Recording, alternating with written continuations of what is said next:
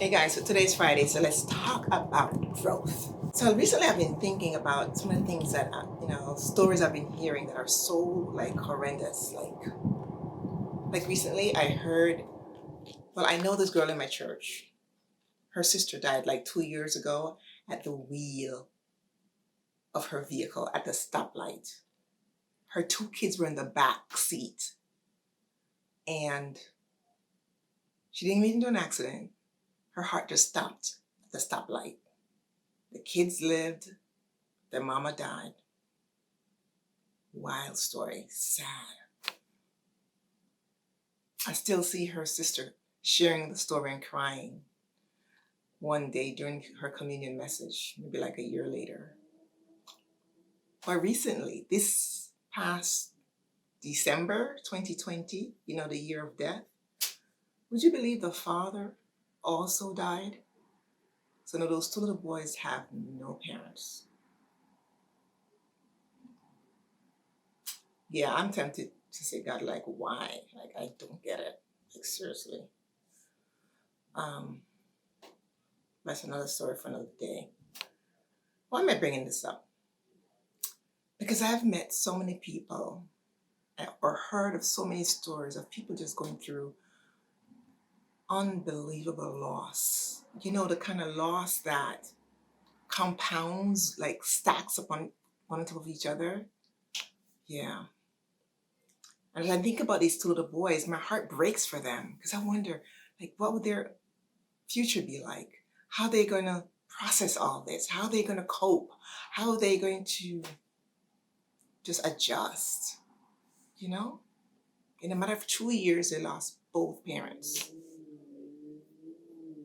And I think about, there are people that I don't know that I've only heard about or read about on Facebook.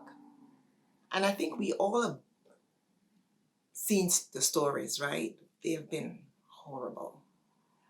We are just being battered and bruised in all kinds of ways. If it's not financial, it's relational, it's a family member that's died, it's some of us, it's just horrible. I don't need to tell you the stories because you probably already know them or have heard about them, or maybe you're even going through it yourself.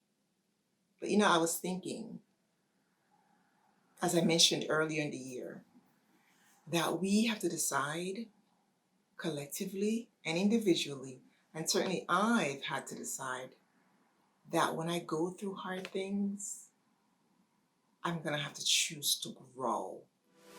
It's an opportunity. Hard times presents opportunity. Now, it doesn't feel like that in the moment. It really doesn't. And I don't even like people telling me that when I'm going through stuff because I get angry. You know what I mean? Those people always have the right things to say when you're going through hard things. You just want to slap them into next year. Yeah. But when I settle down and I reflect, it's usually true that hard times present opportunity. I think of some of the hardest times I've had in my marriage when I first got married. Some of those times that I felt like, oh my gosh, there's no way I can do this. And because we both were committed to each other and to God, and we stayed in there, now we look back and we're like, oh, love is patient. My husband actually said that to me not too long ago. Oh, it is patient. I have to agree, because our being wanted to just run, but we stayed because we believed God's word, and we worked it out through many, many conversations. And I remember one of the times that I went to church and I was really going through a very difficult time with my husband. I was speaking to the women's ministry leader, and she said to me, it's an opportunity for growth. And I looked at her like, she considered her marriage is perfect.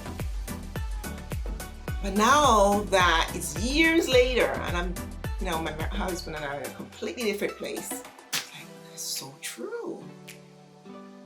She was right.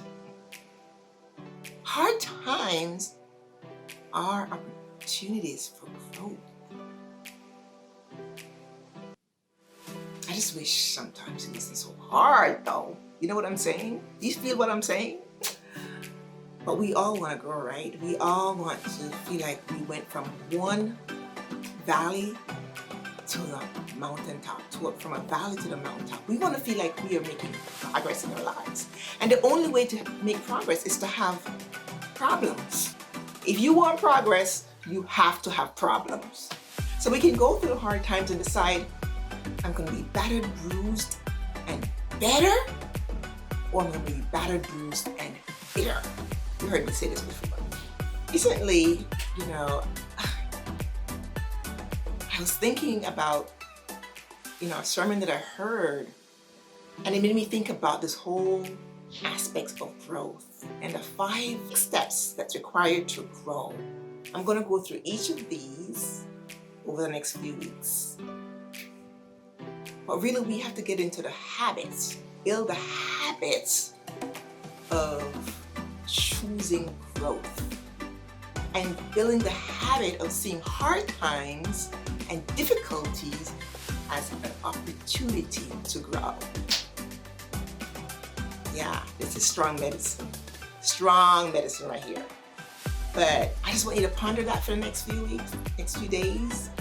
And we're still in this business of building good habits, right? And growth is definitely one of them. It's no different. It's a habit that you have to choose to build, a muscle that we have to flex. And I'm in there with you in the trenches. I'm not telling you it's easy, because it's not. But we're going to become better. Go ahead and click the link below and sign up for our coaching program to get you on your journey to grow, because we're going to sizzle in 2021. And also, don't forget to register for our upcoming show with Dr. Brown, Why Spiritual Growth is Important. Do register for that. And just remember the 6 steps I just went over that we're going to talk about in the next few days. It's awareness, acceptance, action, attachment, and affirmation. It's actually 5 steps. And we're going to go through them one by one. All right? But in the meantime, go ahead, like and share, comment below, and we'll chat next time when we talk about growth on the day that we decided to talk about growth, which is next time would be Sunday. So catch you then. Bye-bye.